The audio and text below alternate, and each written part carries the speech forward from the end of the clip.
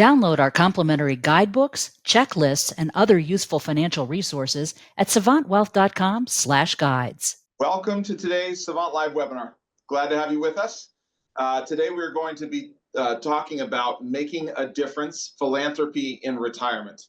And joining me is Jeff Lewis. He's a financial advisor out of our Illinois office, and I'm Joel Cundick, financial advisor in the Vienna, Virginia office. So we're going to have a couple of different perspectives on this today. Welcome, Jeff. Thanks, Joel. Happy to be here today. I know we got a lot of good things to be talking about and discussing with everybody here on the call.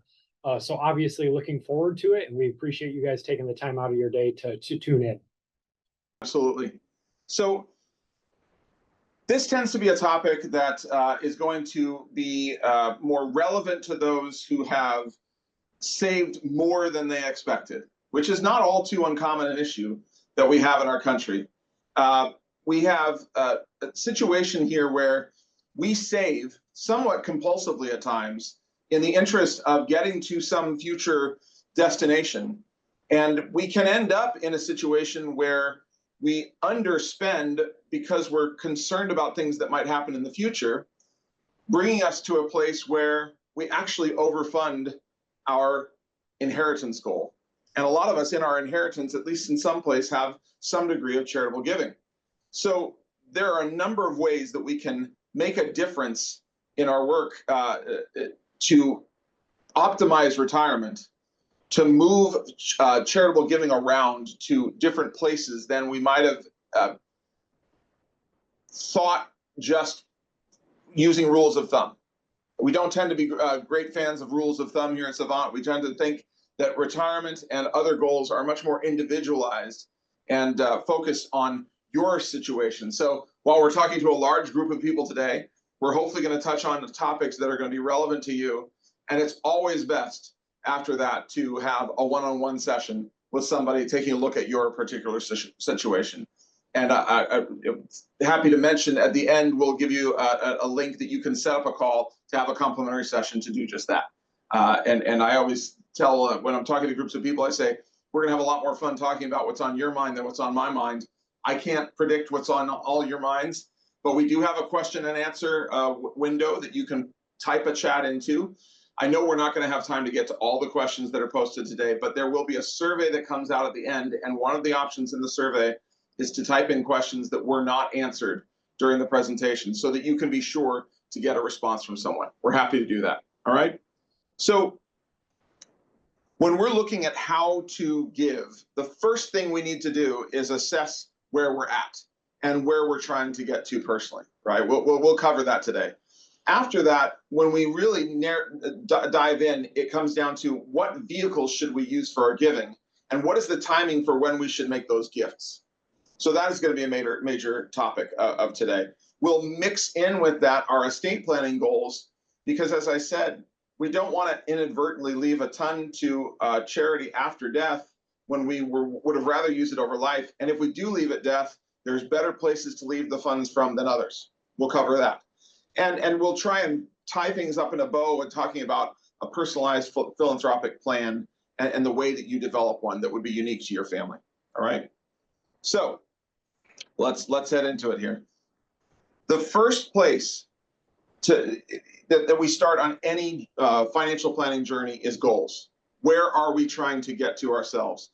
And then we have to remember that whatever we're trying to accomplish, it sits in relationship to a number of other things, right? We cannot look at charitable giving in isolation. We have to look at it in the context of other aspects of our lives. So some examples are given here. We have an estate plan. We have an investment plan. How aggressive, conservative are we with our investments? Where do we put the aggressive and conservative investments? How do we manage taxes? And then underlying all of that, what kind of plan do we have for our retirement income and throughout retirement? So charitable giving is going to sit within that context of all those other major issues, okay? The next thing I'll say is that it's hard to word this. Don't give to charity just for taxes. And this is something Jeff and I were talking about in preparation for today. Giving to charity just to save on taxes is not going to work, all right? Because whenever you give to charity, you are giving some of the money personally. You're giving up access to some money, and then you get a tax savings on a portion of that. But there's not a situation in which you give to charity and you have more after that. That's not how the math works, okay? It's an X minus Y, not an X plus Y ever, okay? So we have to kind of sit in that context of like, all right, how much do I want to give to charity, knowing that my intent is to be charitable? That's the number one thing, right? Not to save on taxes. Taxes are a nice bonus. All right, so but once we've decided, all right, in some way I would like to give charitably, then we have to look at what is our number one goal when we're doing that. And that's, like I said, with many aspects of retirement, that is going to be the case. What is my number one goal? Where am I trying to get to? And so writing down on a piece of paper, we're still, even though we moved to all electronic, I'm still a huge fan of getting out a pen and getting out a piece of paper and writing. There's a lot that will come out when you write down those goals. It forces your brain to think and prioritize and categorize better than it's going to do when everything's swimming around in your head or even type it into a computer. You have to think about, all right, are the other important people in my life going to be taken care of? How do I make sure that I've got enough in reserve to take care of that? Then we have to think about, all right, is my portfolio properly allocated to do the best job towards getting me toward my goals? Do I have enough for my lifetime? And am I protected against the unexpected? This is another major topic that we tend to look at a lot at Savant is what if, right? What if the bad happens? And what I will say, though, is that many people over catastrophize the bad. They think, oh, everything bad could happen to me. And yes, there's some possibility of that. But sometimes we then visualize a long-term care expense that's going to take $5 million. And I've yet to see the long-term care expense that takes anything remotely close to $5 million.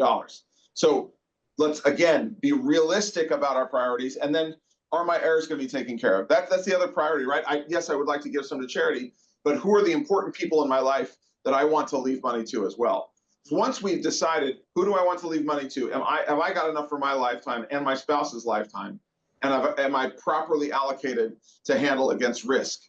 Now we can dive into, okay, what do I give charitably? Now I'm going to zero in for another minute on this retirement plan side of things. Then I'll turn it over to Jeff, who's going to walk us through a number of the given vehicles available to us. But I'd like to drill in and think, when I'm looking at that retirement plan, how do I know if I have enough for my lifetime, for my loved ones' lifetimes, for potential care? We have to look at, where is the money coming from? Am I living only on Social Security? Do I have a pension income coming in as well? Is there a potential inheritance from somewhere else? Are there potential needs of other people that I need to provide for down the road? Children, disabled children, aging parents, do they need to be properly accounted for? Are my withdrawal rates safe? And do I have any assets that I'm not going to need? And this is surprisingly is an outcome for many retirees, that when you add everything together, they've been very disciplined over the course of their careers. They've gotten themselves to a place where they now have plenty. They're thinking, oh, I should only take this much. And when we run the numbers, we actually find out you're overfunding your estate goal. We're contemplating all of the potential negatives. We have to have a reserve anyway. We're not telling you to die with zero. There's no way to do that, because there are too many situations in which we have negative returns in early years of retirement that impacts things. We want to quantify that, but we don't want to over risk it. Okay. So sitting down and actually running a simulation on your specific scenario, contemplating the assets you have right now, the income sources you have in retirement, and the goals of ways you want to spend throughout retirement, is critical to then getting to the question of, do I have excess funds? Are there funds that are never going to be used over the course of my lifetime? That then, okay, now if there's extra funds, am I giving to my children, or am I giving to charity? Or some other important individual or cause in my life, okay? So that's what we're doing first. It's really important, as we have a conversation about charitable giving, that we first make sure that our seatbelts are safely fastened and the oxygen mask is over us and we're all good, right? That's what we're trying to do. Are we good? Then we can move on to helping other people. Yeah, Joel, I think this is such a foundational piece in everything, right? Because we go through this exercise, and to us, sometimes it can be a routine process because we do it so many times with different individuals. Um, but every time we go through the process, more often than not, sometimes we find there maybe is an excess, and people don't always think about what that excess could be used for, or whether it's for themselves, for charities, for beneficiaries, kids, family members, whatever it may be. And I think you have to solve that. You got to put the foundation of your home in first before you can start, putting up the frame, putting the roof on, and all those different things. So I think at a foundation level, answering that question of, well, what does my retirement plan look like? What does my financial plan look like? That then helps inform a lot of the other decisions, with charity sometimes being priority number one for some. That's right. That's very well said, Jeff. And I think if we're not careful and we just think, well, I'll decide later, I'll punt till somewhere down the road, then we end up making less good decisions.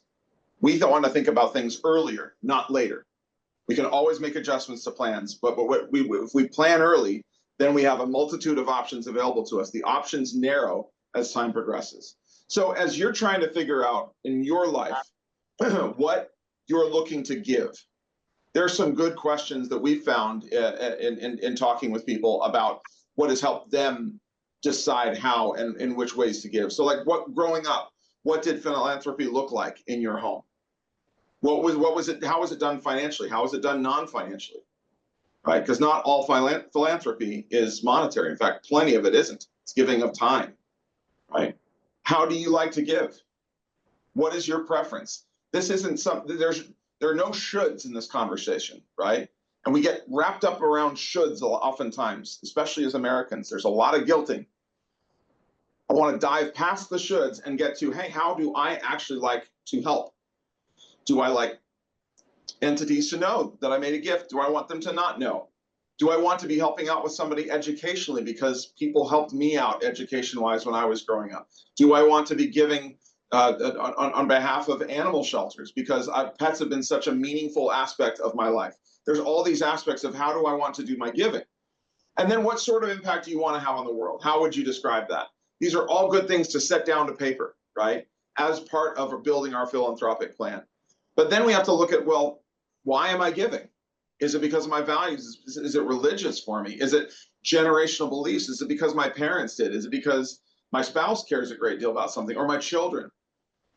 Can I involve my children in my giving? Do I want them active in it and be hearing what they are interested in? What are my passions? What are the opportunities out there, right? That sometimes we give because of investment opportunities, because by doing giving, we open up access to other investment opportunities. And certainly at the bottom, and I'm glad it's at the bottom, is tax benefits. Well, we don't want to minimize that. They are there. And oftentimes, if we look at, well, we were giving a legacy and we move it into over the course of our retirement, we actually free up tax savings that would not have otherwise been accessible to us. So then before we go to monetarily giving, I want to look at what are our non-financial options. So are we volunteering with some organization in our local community? Are we getting educated about a cause? Can we go learn about a charity so we can talk with other people about it? So we can become an advocate, right? An ambassador for what they are doing in helping leverage getting others to give. Okay, and then advocating by talking with elected officials, by talking with other inputs, right? To get the charity better relationships in the community. We have all different levels of specialization, different areas of expertise as adults, different interests. So again, drill into what is interesting to you and find the aspects of that are most interesting.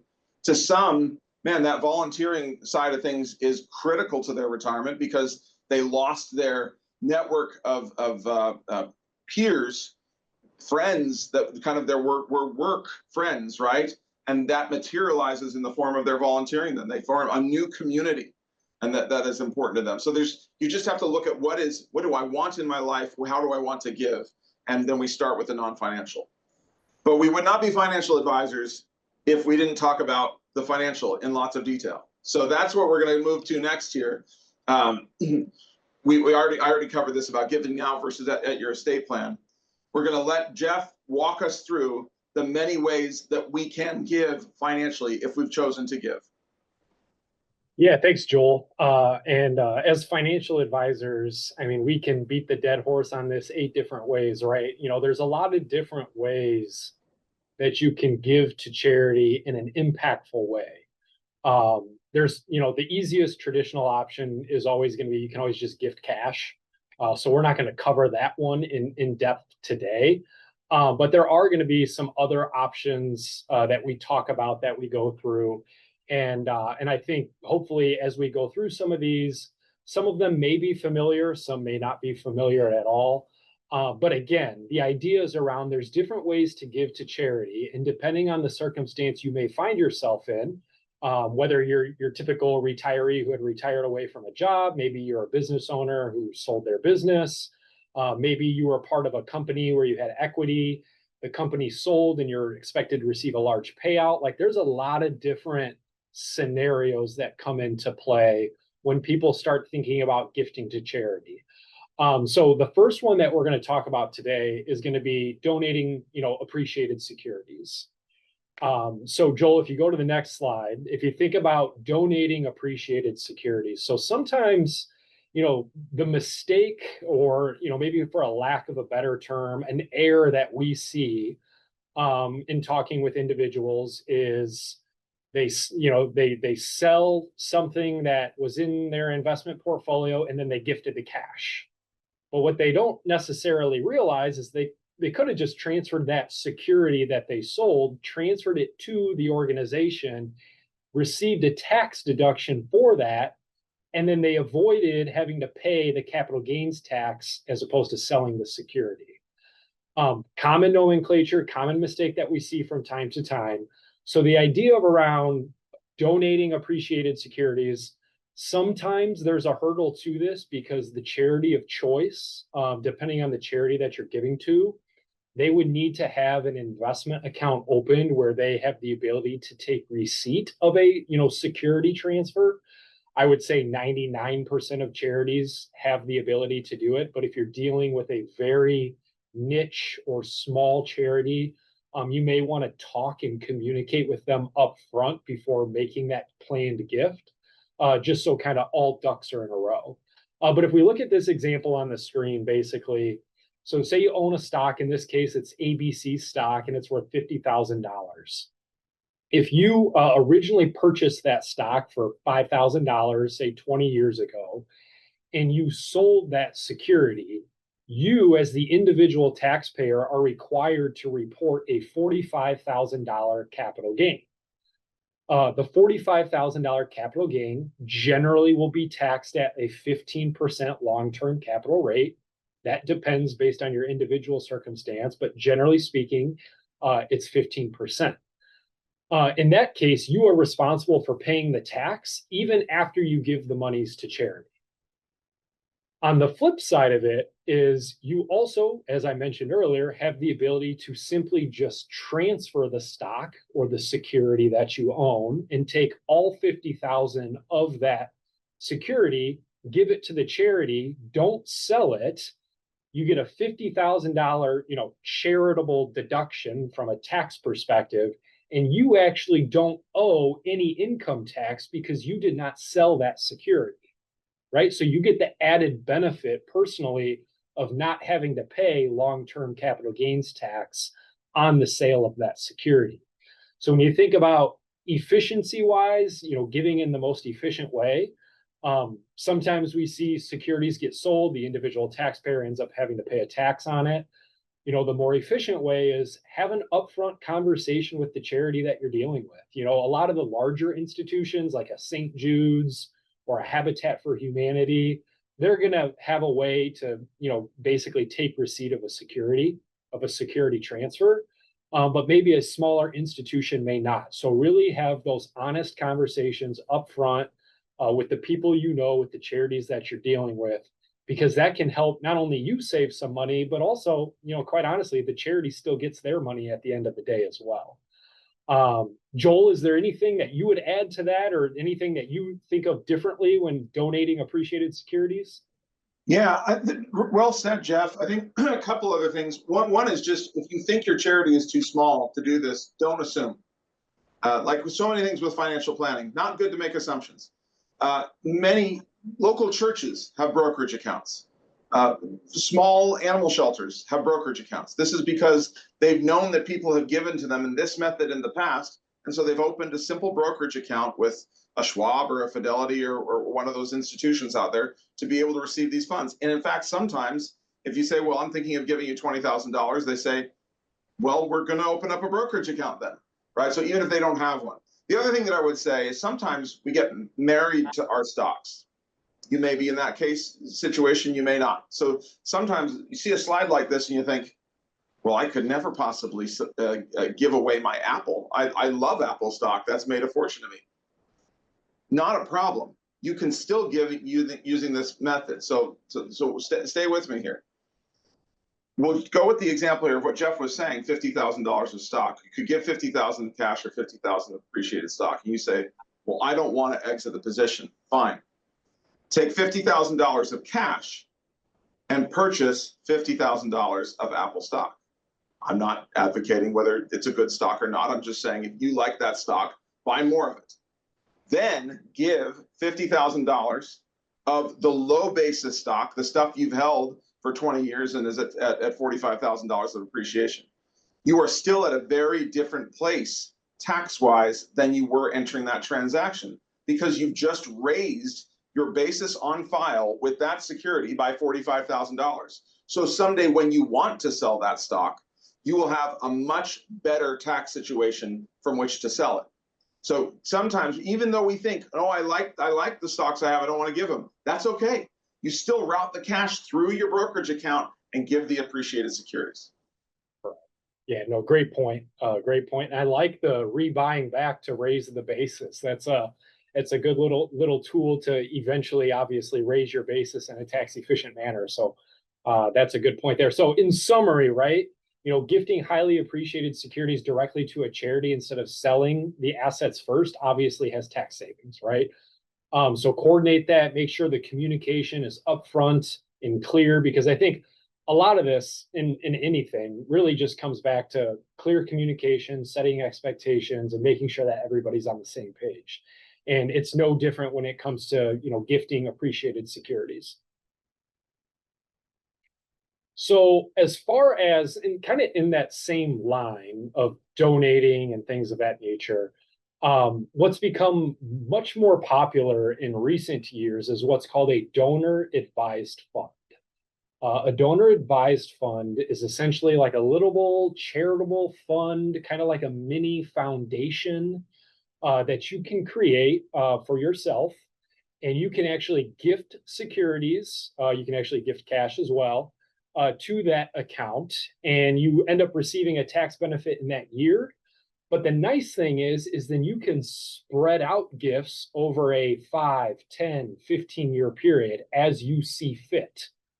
So what the donor advised fund works really well for, and we're going to get into this in a couple more slides, is what if you want to kind of bunch all of your gifts into 1 year, because you may only have 1 year where your income is artificially higher, right? So maybe you sold a business, maybe you got a large bonus from work, or had a capital event at work, and as I mentioned earlier, you had equity stock in the company, and your income is going to be much higher this year.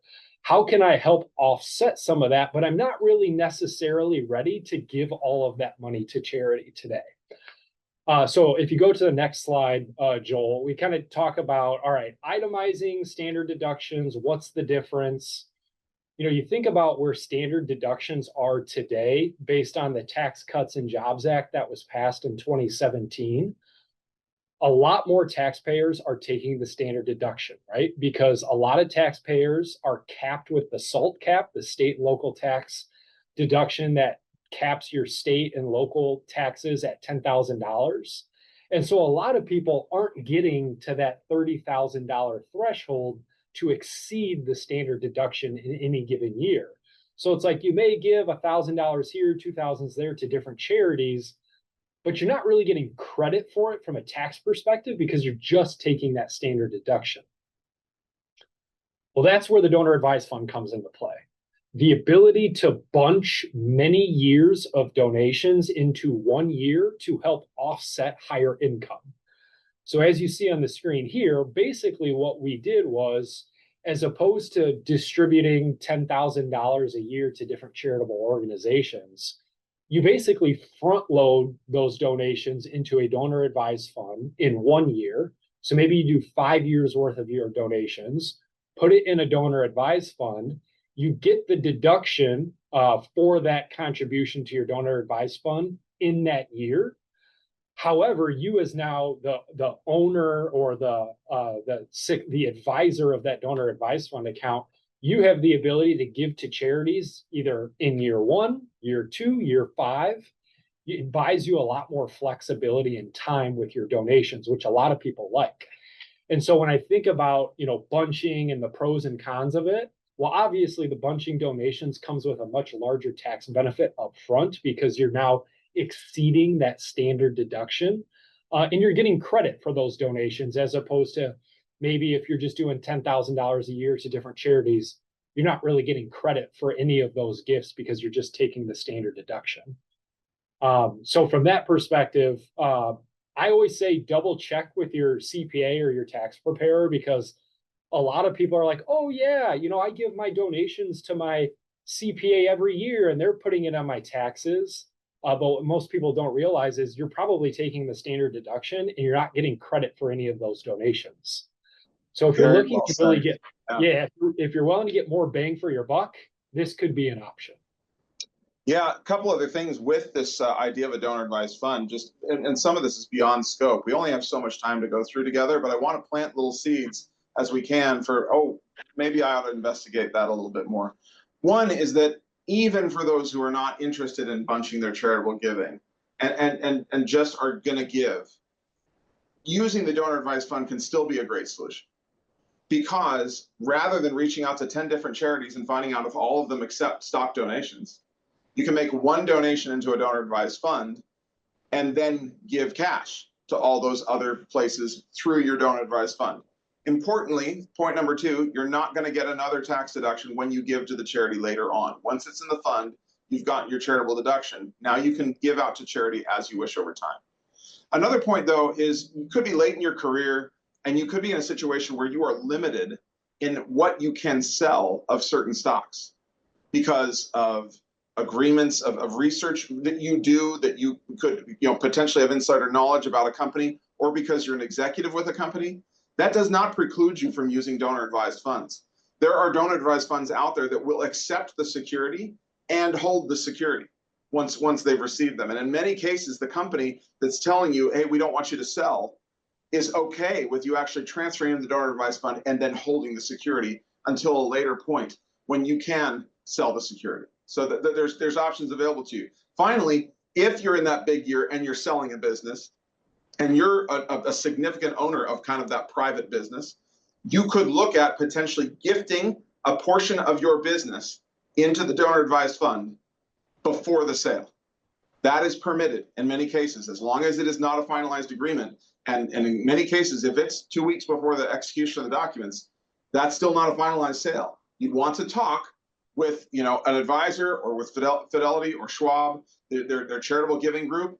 But there are ways of getting that double tax benefit, not just on publicly traded securities, but on a portion of a business sale that you're doing yourself. Could be something to look into as well. We're trying to optimize every dollar of tax savings we can get folks on this call. Yeah, no, it's a good point. And to the point earlier, like all of this has to be coordinated and working with planned charitable gifting that you want to be doing, right? Like if you're not charitably inclined, that's okay. Not everybody is. But when you're thinking about maximizing every tax dollar that you get when making charitable contributions, that's why we're having the conversation today. So kind of thinking about, next, another strategy in use, because there's a lot of different ways you can think about different things. But there are ways that you can give directly from like your IRA, your retirement account. So typically you had a 401k or a 403b you had been saving to in your employer. You rolled it over to an IRA when you retired. Well, you can actually make gifts from that IRA beginning at the age of 70 and a half. That 70 and a half number is very important. It is not the year in which you turn 70 and a half. It is when you turn 70 and a half, right? So if you turn, 70 and a half in, September, you can't use that IRA for any charitable gifting until September. You can't use it in January earlier that year. It doesn't work that way.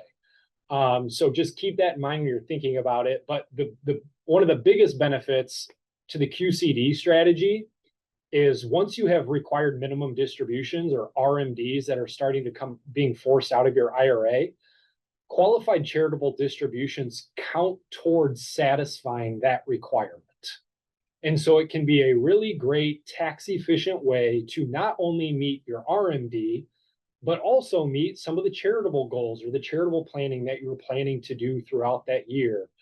And so it works really well from that perspective. Now, sometimes I get the question of, can I take my IRA monies and put it in that donor advised fund you were talking about earlier? Unfortunately, it doesn't work that way. You can't do it directly from your IRA into a donor advised fund. They don't allow for that, not while you're living at least. But this is something where this has become more commonplace. Like once you start getting to your required minimum distribution age, one of the most tax effective ways that you can gift is through the QCD. Joel, is there anything else that you would add to that? Let's see here. I think no, the idea behind the QCD is excellent. We just want to make sure. I mean, I guess as I'm thinking about it, it's in the context of an estate plan, right?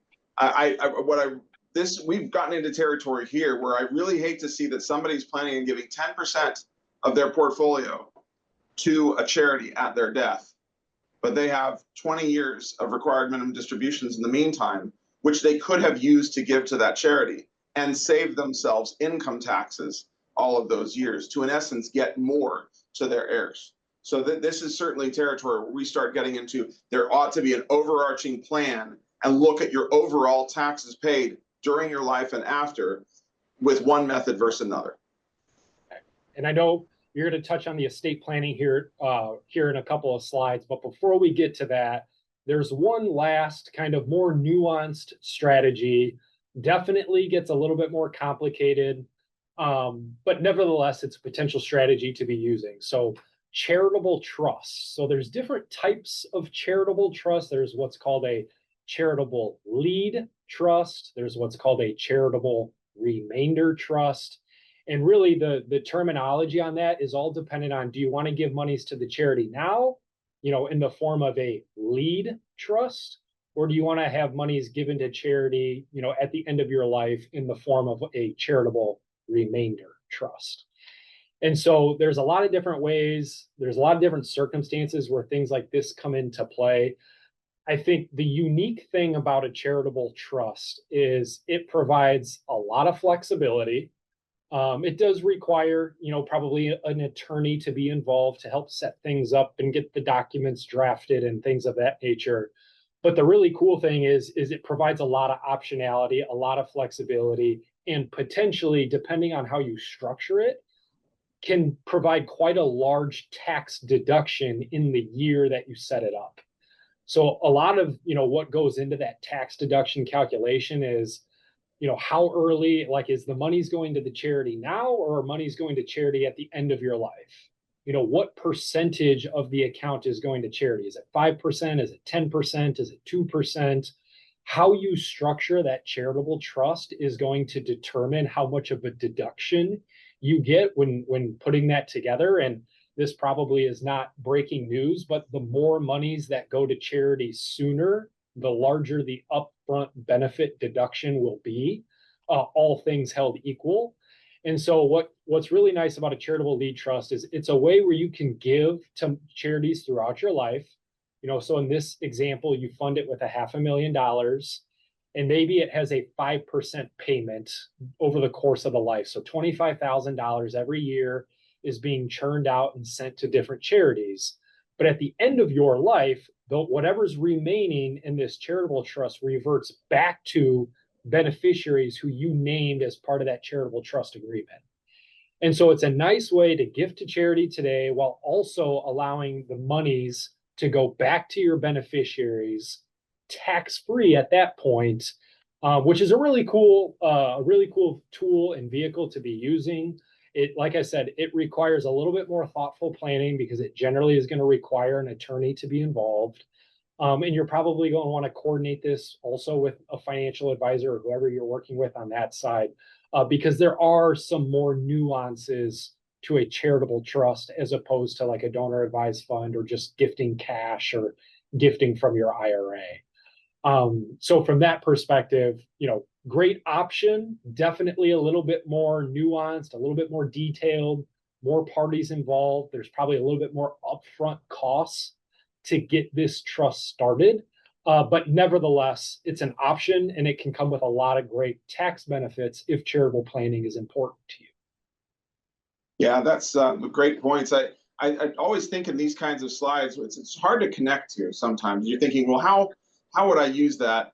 And there's some very practical ways you could use this. One would be, like in the case of a charitable lead annuity trust, where the funds are going to go out to the charity every year for the next 20 years. Lots of people are contacted every year by the planned giving department of their university or their hospital or whatever, a charity of choice, right? They're reached out to every fall. And they're like, I already gave, but one thing is once you've given, you're going to be reached out to again. When you set up one of these trusts, you can just tell them, hey, I've got a lead annuity trust. It's paying to you every year. That's it. We don't have to have a conversation about this anymore. I built you into my plan and it's paying out every year. Similarly, you could say take the same approach, but in reverse, where you say to the charity, I have given you actually a substantial amount of money and given it in the form of a charitable remainder trust. And I'm trying to provide for my children over the next 20 years instead to get them an income stream. Once the 20 years expires, they will have had their income and you'll get the remainder. It will all go to the university. So it's a way of simplifying and kind of set and forget your charitable giving. To Jeff's point, lots of complexity to it potentially. Certainly there's underlying investment strategy to it because there's no money left if the investments are done poorly. But these are all things, we just want to give you tools in the toolbox that could be at your disposal for your unique circumstances.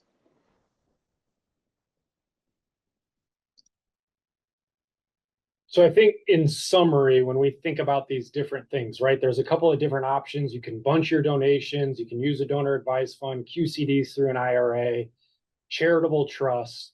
But I think all of this, and Joel's kind of, given some teasers along the way, is this all needs to be done in coordination with an overall estate plan and thinking about how much do I want to give to charity today? And what does that mean later on in life for my heirs, for my beneficiaries, potentially if there's, estate taxes in play down the road.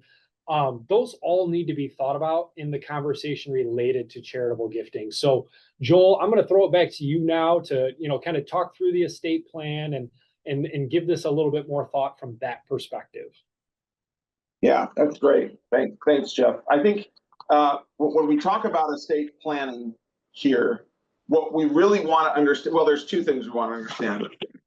Where is it now and what changes can be made to make it better, right? So we already mentioned if we've got a lot of money going to charity at death, but we clearly have excess money to what we need right now, how can we move some of the gifting up to an earlier time period to save income taxes in addition to helping a charity, right? How can we pair those two things together? Another way, though, is you think about what is the best asset to give. At death, that appreciated Apple stock is no longer the best asset to give because at the day that you pass away, at least according to current law, and it's been in place for a long time in the United States, it can always change, but this is a pretty bedrock principle of U.S. estate law right now. You get a step up in cost basis, meaning it does not matter anymore what you paid for that Apple. It matters what it was worth as the date of your death. Your children, spouse, any heirs can sell the security, receive the cash, no taxes, unless there's estate taxes. Those are separate, but no income taxes, no capital gains taxes. That said, money in a traditional IRA never avoids income taxes.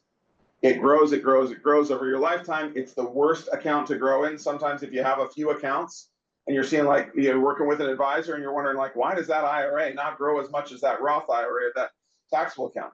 You got a great advisor. That's exactly what should be happening. We want the growth to happen in the tax favored accounts. We don't want the growth to be happening as much in the tax awful account. And that's what I kind of think of as a traditional IRA. It's a tax awful account. I'm going to pay the income taxes. My heirs are going to pay the income taxes. Somebody's going to pay the taxes. And if it's gone to the next generation, then the heirs will only have 10 years in which to distribute those assets, a maximum of, right? If they're the next generation. So then we see like, okay, the will is written or the trust is written, so it just says percentages go to charity, percentages go to kids. We look at that and say, well, that can totally be reworked. Let's just make sure that the Roth IRA is going to the grandkids because that gets the longest time to grow. Let's make sure the taxable accounts go into the kids, and let's earmark this traditional IRA as the portion goes to charity, or even if it works out to 20% of the IRA. We want to specify that it's the traditional IRA assets that go to charity. Why? Because now you've avoided income tax. Charity doesn't pay income tax. You avoided income tax. Your heirs don't have to pay those taxes. So that's why we've got to coordinate this as an overall plan, right? There's better ways of giving, not so good ways of giving. Okay. So then we step up to the big level. We've covered a lot of ground today in terms of thinking everything in the context of your overall plan, focusing on your retirement first, in particular, to make sure that you have enough. And there's a lot of analysis involved in figuring out what enough is for you. Then look at your different options for giving. And now you can, step up to the big picture and say, well, let me formalize my plan. What are the assets that I'm going to earmark for giving to charity during my lifetime? How am I going to leave assets at my death to charity? Which are the best assets? How am I going to do that? Am I going to use a donor advised fund? Parenthetically to a donor advised fund, we talk about it in terms of its tax benefit and its giving benefit. It can also be a great vehicle for bringing families together. Parents can decide to open up one of these donor advised funds, put a large amount in that, and then tell their children, hey, we're going to each give $2,000 from this donor advised fund this year. I want everybody to come up with an idea. Bring it to the family. We're going to have dinner together. We're going to talk about who you're giving to. We're going to learn a little bit more about you, what's important to you. And then we're also, parenthetically, going to have a conversation about how the donor advised fund's doing because it's invested. And we can see how it's grown over time. Sometimes it's going to drop. Dropping is okay. We don't want to sell in the middle of a down market. We can start teaching principles of investing to the next generation in a safe sandbox where we're not showing all of our assets at once. We're just showing this donor advised fund. So we're accomplishing some great giving, but we're also creating family conversation and we're educating the next generation. We integrate tax optimization. We talked about that. We want to allocate dollars based on a methodology. So how am I going to allocate my funds when I'm contemplating who is going to get what?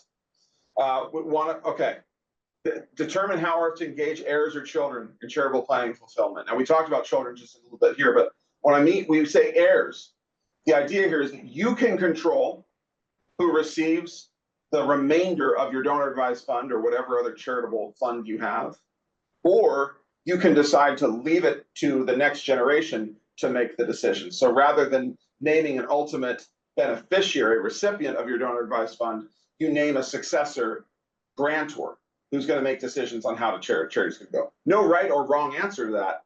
Just you need to figure out which way you want to do it. You want to document your plan, get things on paper, refer to it, update it, see how things feel over time, see how charities are handling your funds. You may decide to give to other charities. Another benefit, right? I was going to give $200,000 to my local animal shelter. I gave $20,000 to them and they bought a new TV for the front room. That wasn't really what I was wanting that money spent for. Maybe I don't want to be giving to that charity as much. You get to be in control. And then obviously, hopefully this has been laced throughout the session today.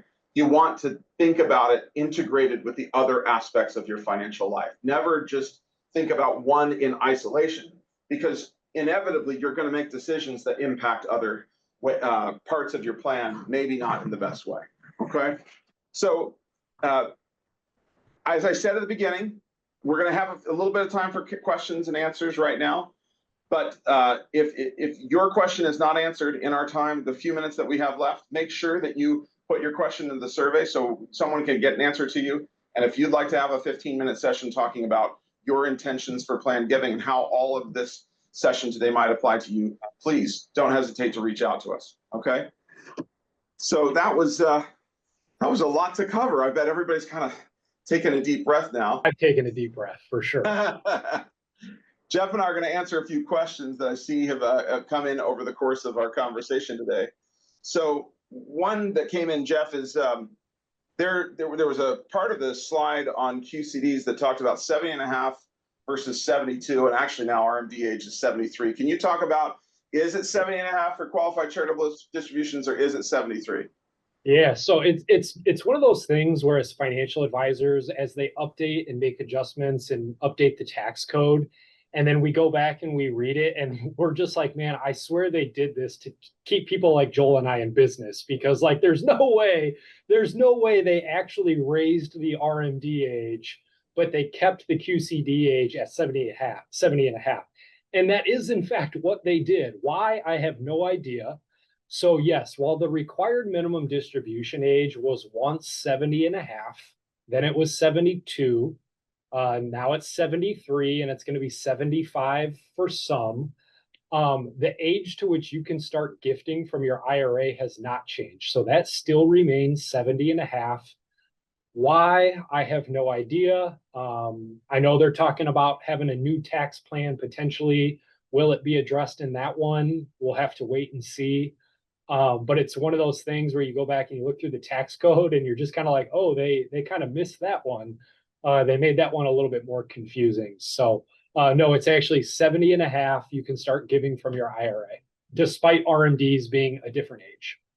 Yep. Yep. So it becomes viable as a strategy at 70.5. It becomes extra beneficial when you're subject to required distributions. If you have a giving plan where you're giving $20,000, $30,000 a year to charity, you want to flip that switch as soon as you turn 70.5. Another question came in. Well, what is the best way to make donations if most of my money is in an IRA and I'm not at a qualified charitable distribution age? And I'd say your best, well, obviously you first look at it in the context of, do you have enough, right? Or is that IRA more than you are intending to use over the course of your life? Given all the tax advantages for giving after you reach 70.5, probably the way I would suggest to do it, and I have to know more about your circumstance to weigh in more deeply, but probably the way I do it is leaving the money as a percentage beneficiary in your IRA until you reach 70.5. Then you modify the plan, reduce the percentage that you're leaving to the charity, and start giving to the charity outright using QCDs. Because there's just no point. Otherwise you're drawing money out of an IRA, paying income taxes on it, and giving the net to the charity. It's just not going to work as well. Any other thoughts there, Jeff? No, I think you kind of hit the nail on the head. I mean, obviously, if you've got, like I said earlier in this presentation, you can always give cash if you've accumulated cash. That's the easiest way to gift, not necessarily always the most tax efficient way to gift. But no, I think you hit the nail on the head on that one, Joel. Right. Well, and there's one other here, and please, if there's more, post them. What about creating a charitable foundation? We didn't cover that at all today. Why would we not have talked about creating a charitable foundation? You got any thoughts there, Jeff? I got a couple thoughts. I do have a couple thoughts. Charitable foundations come with pros and cons like anything. There's quite a bit of administrative upfront upkeep in establishing a foundation, but then also operating a foundation. So that's where I think the donor advised fund has become so popular, because it is so easier to administrate a donor advised fund as opposed to a foundation. Foundation requires you to file a 990 every year, which is basically just a tax return for nonprofit foundations. Sometimes there's like a distribution percentage that has to go out from the foundation to different charitable causes. So there's a lot of administrative upkeep on that front, which for some people it's okay and it works really well. But I think the donor advised fund is kind of like the 21st century replacement of what the old like private foundations used to be. Do you feel differently, Joel, or do you have anything else? No, I agree wholeheartedly. In fact, the other thing that the foundation often limits you on is you have to determine a mission for the foundation when you set it up. And so it limits your ability of which entities to give to. So the foundation really is the tool of choice when there's something very specific you're looking to accomplish. You are only looking to accomplish that with that foundation. You're looking to give consistently over time. Sometimes you're trying to involve family members where you can pay family members from the foundation. Not saying there's not advantages, but as I like what Jeff said, kind of the 21st century foundation is the donor advised fund. The other thing I'll mention there that is a less thought of benefit of the donor advised fund. I have this is not my idea. I try and read aggressively from tax documents, tax articles. I don't read tax code itself. I just can't do that. But I have great people who can digest it and put it into a format I can understand it. The idea, the great idea about a donor advised fund as an advantage over a foundation is that that foundation will have a planned giving requirement, probably 5%. And when you have to give 5% out of something every year, you have to restrict the stock allocation. You really cannot set that stock allocation too high or the foundation is going to run out of money, right? Because you would have to make gifts in a down year. A donor advised fund has no such giving requirement. You could decide in a year where stocks are down that we're not going to make a gift this year. And as a result, you can give a larger percentage and you can invest it more aggressively in stocks to get greater return inside of the vehicle because you don't have that required, I have to give every year from this vehicle. Okay. And we didn't mention this either, but it's come to mind, or maybe we mentioned it and I just glossed over it. With the foundation, typically what you see with foundations, this is not a requirement, this is not always the case, but typically what you see is there's a name attached to it, right? And it's normally a family name, something that is, maybe it's your own personal name. The nice thing about the donor advised fund, for those who like gifting anonymously, you have the ability to do that with the donor advised fund. Whereas like a foundation, your name can get attached to it, and then you got people calling you for more donations. Where if you're okay with that, great. But I know there's probably some individuals out there where they're like, no, I like kind of keeping my name where nobody knows who I am. The anonymity that comes with donor advised fund gifting sounds really attractive to me. That's also a pro of the donor advised fund. Yeah, that's great. So a couple of the last minute questions have come in that we can just take care of quickly because others might have the same question. Are there differences in requirements for RMDs from a SEP IRA and a traditional IRA? No, there are not. They're the same required distributions. However, you cannot make qualified charitable distributions from a 401k. It has to be from an IRA. So this would be potentially a time in your life that you want to exit that 401k that you've stayed in, move to an IRA. But no, you can, it's the same giving rules for the SEP and the traditional. Age questions, this individual says that they're older than their husband and they have to be at the required age or just one of them. No, it's only the person whose account is a question. So the IRA owner is the one who needs to be at the required age. And then learning how to donate a life insurance policy that is no longer needed. That's really going to be boiling down to look at that policy, the details of that policy, the cash value, the surrender charges. And so that would be something you definitely want to sit down with someone to figure out, hey, is there a way to use this as a vehicle for donations? I think we got through the questions today. If you still have one and you'd like to ask it, don't hesitate to either answer it in the survey or just schedule some 15 minutes with us. We'd be happy to talk with you. Thank you for your time today. I hope this presentation has been meaningful for you and has given you some ideas to think about. And we'll look forward to connecting when we can in the future. Take care. All right. Thanks, everyone.